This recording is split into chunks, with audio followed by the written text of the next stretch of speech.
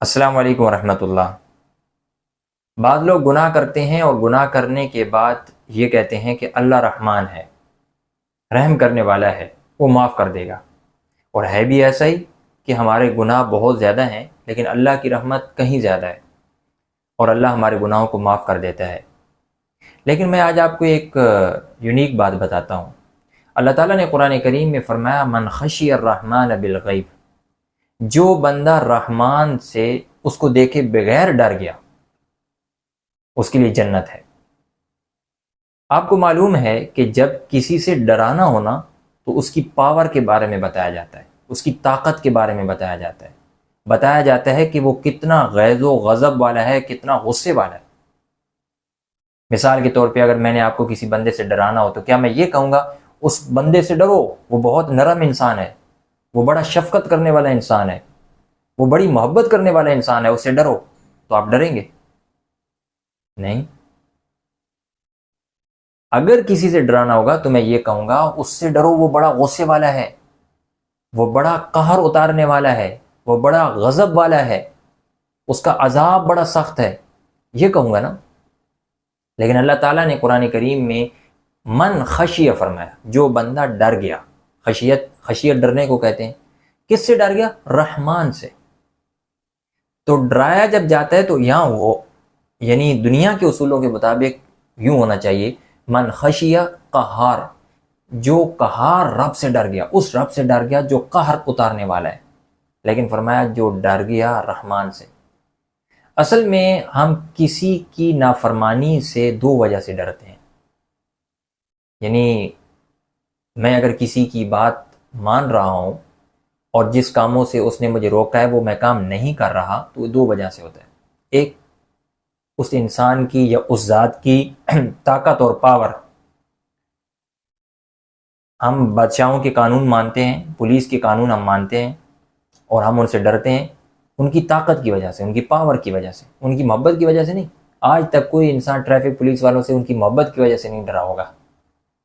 وہ ڈرتا ہے کہ چالان کاٹ دیں گے، وہ بادشاہوں سے ڈرتا ہے کہ جیل میں بند کر دیں گے، سزائیں دیں گے۔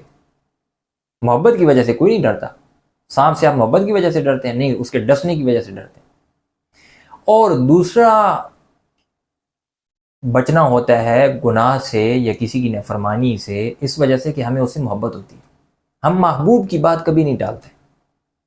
اگر محبوب مجھے یہ کہہ دینا کہ فلاں کو میسیج نہیں کرنا، فلاں سے بات نہیں کرنی، فلاں کے گھر نہیں جانا، فلاں کے ساتھ کوئی کانٹریکٹ نہیں کرنا ہے کسی معاملے میں، تو رک جاؤں گا۔ تو نافرمانی نہ کرنے کی دو وجوہات ہوتی ہیں۔ نمبر ایک کسی کا خوف یا ڈر، نمبر دو کسی کی محبت، کسی کا احسان۔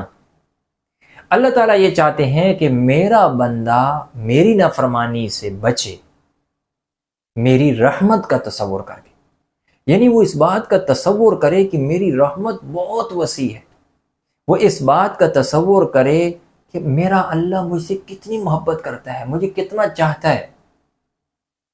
میں گناہ کرتا ہوں لیکن وہ میری زبان چھل نہیں کرتا، میری زبان کے ذائقے ختم نہیں کرتا ہے، میری نظر ختم نہیں کرتا، کتنا محبت والا ہے۔ اللہ یہ چاہتے ہیں کہ میرا بندہ میری محبت، میری رحمت، میرے احسان کا اتنا تصور کرے کہ اس تصور کو کرتے ہوئے وہ گناہوں سے بچنے لگ جائے، میری محبت کی وجہ سے گناہ سے بچے۔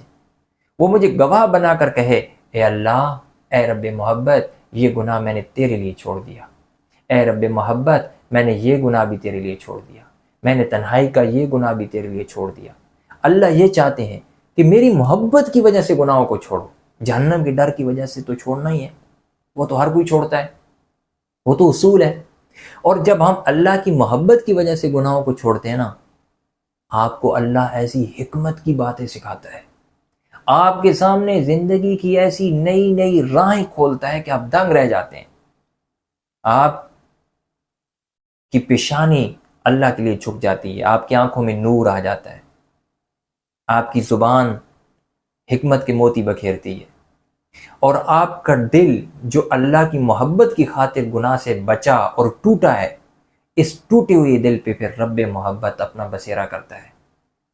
اس لیے آج تک تو ہم گناہوں سے اس لیے بچتے ہیں یا کوشش کرتے ہیں بچنے کی کہ کہیں جہنم میں نہ چلے جائیں، لیکن آج سے ہم گناہوں سے اس لیے بچیں گے کہ میرا رب بہت رحمان ہے، بہت محبت کرنے والا ہے، بہت چاہنے والا ہے ہمیں۔ مناسب نہیں ہے کہ ہم اتنے محبت کرنے والے رب کی نافرمانی کریں۔